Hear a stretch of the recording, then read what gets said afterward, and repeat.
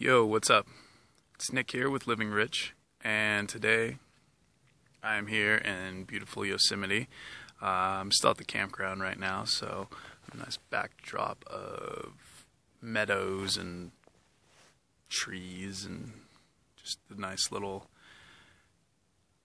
ambiance that we have here at the camp. Today I would like to talk about nature and what I think the actual benefits of being out in nature do for a person, including myself and everyone really. The first thing is you get to see a reality of the world that kind of gets covered up in society. It gets almost euthanized, or I don't think that's the right word for it. We try to make everything seem really nice in society. We try to make it seem elegant and refined, when under the surface it is just as wild and just as brutal and just as beautiful as well as nature is.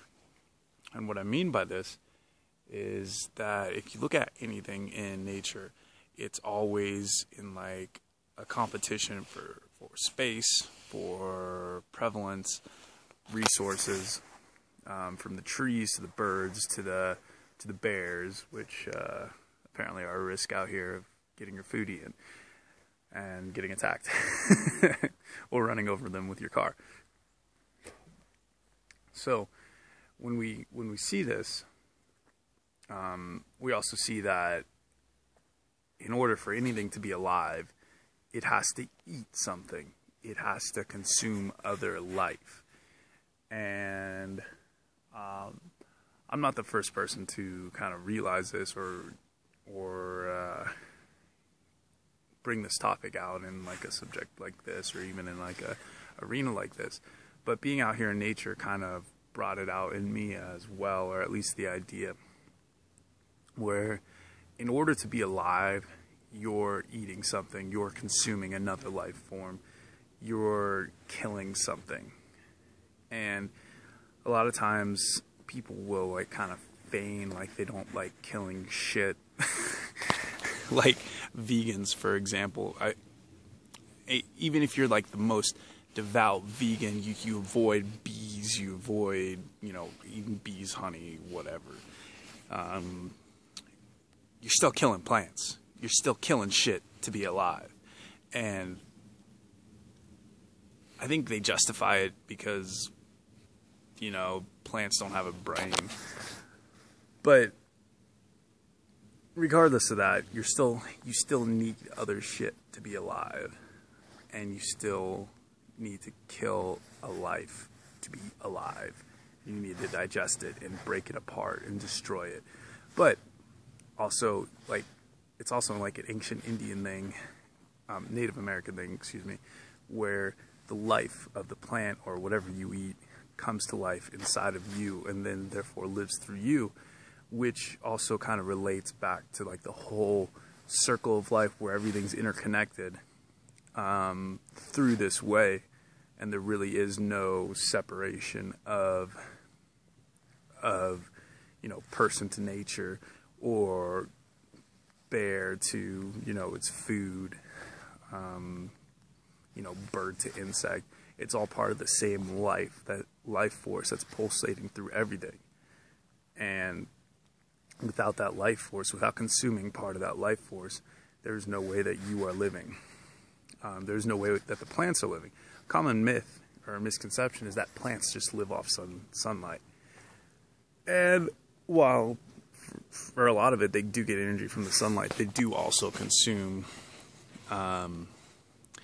little microorganisms from the soil for nutrition as well.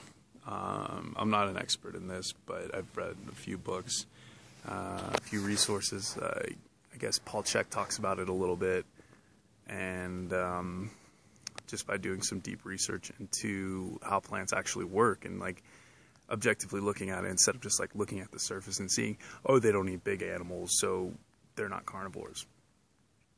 I don't know, it's just a silly point of view from my my frame of mind, I guess. But as you can see, I have a nice healthy beard. I love eating animals. I love eating plants too. I love eating fungi. I love eating. And I'm happy about that. So everything eats everything else. And even when we die, we're going to be eaten by bacteria or rodents or whatever else will get a chance to get at us. And it's just the same circle of life. Like the Lion King. Think about it. Realize it. Take it in. And if you still decide to be a vegan, just realize that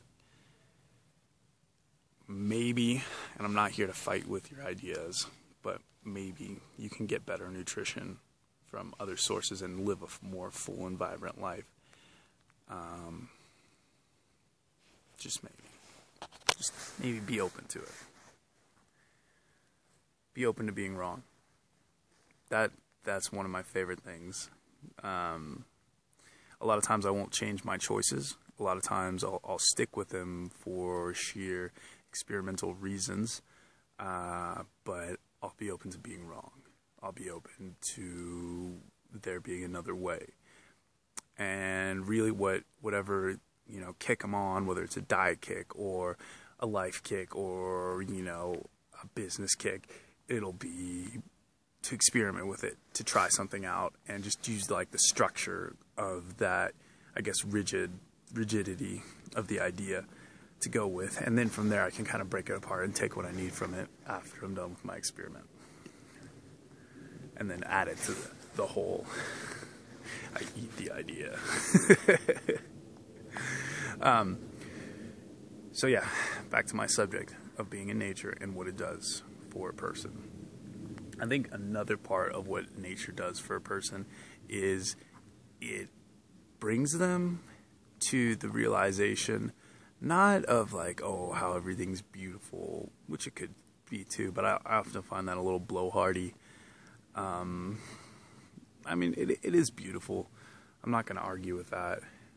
But I think that the real beauty comes in when we see how we fit into the rest of the world and the rest of nature. And, like, for a person to see him or herself fit into the rest of the universe and to see how you mesh into it, and you operate as a part of that whole is probably one of the most valuable parts of being in nature. That perspective that kind of gets cut off again once you're in society where everyone is the individual and is, whatever, yada, yada, yada. In nature, you see how you're super reliant on everything else. I think one, because you get cut off from your comforts of home, and then you have to readjust. You have to get wood for the fire from things that are living. You can't just like press a button and it's on. You don't see where that electricity comes from. Whereas if you have a piece of wood and you light it on fire, you see exactly where it's coming from. You can trace it back very easily to the tree that had to grow for a certain amount of years to get that amount of energy and amass that amount of energy inside of it for it to make the fire for you. Likewise, you can like look at the stars and you get a perspective. So it's like it's starting to rain right now. You get to do what Zen people call zooming in, for example, like to your specific needs and like how you relate to everything and like how it's all broken down. And then you can zoom out to like the stars and the universe and see how big everything is. And you can gain perspective that way that society again covers up. I mean, not for better or worse, it almost like puts a mask on us and we just work and work and work and work and work. So, I'm going to crouch down here in front of a tree while it starts to sprinkle a little bit. So the point of this video, what I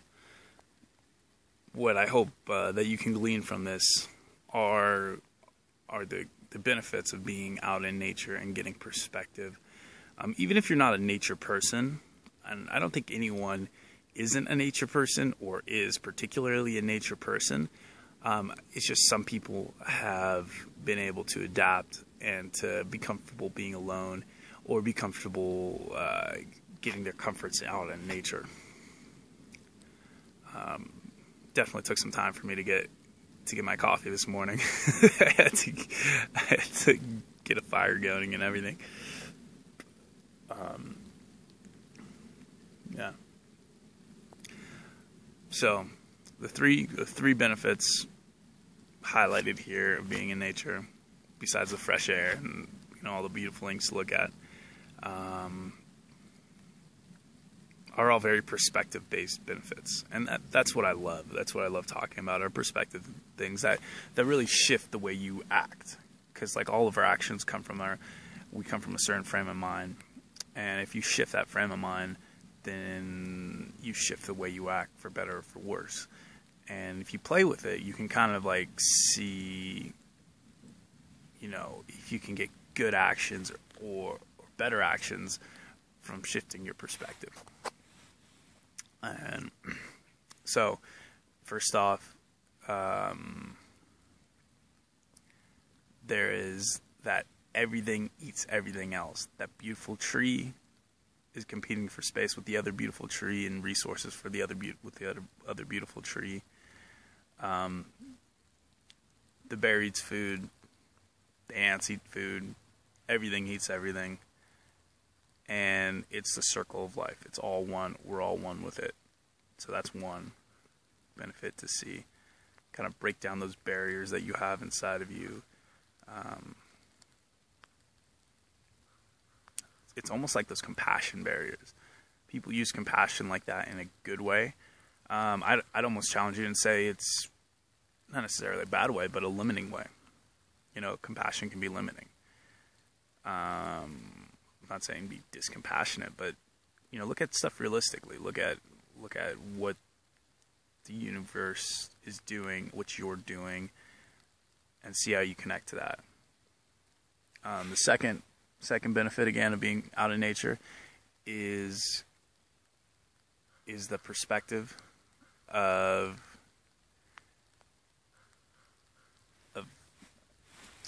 you and how you relate to everything, and then being able to zoom in to like yourself, and then zoom out to like the universe. And it's really good for that. So, hope you gleaned something from this Yosemite trip I took, the perspectives that I shared here with you. And if you have any questions or comments, comment below. Again, this was Nick with Living Rich, and I hope you all have a fucking fantastic day in the jungle. Welcome to the jungle.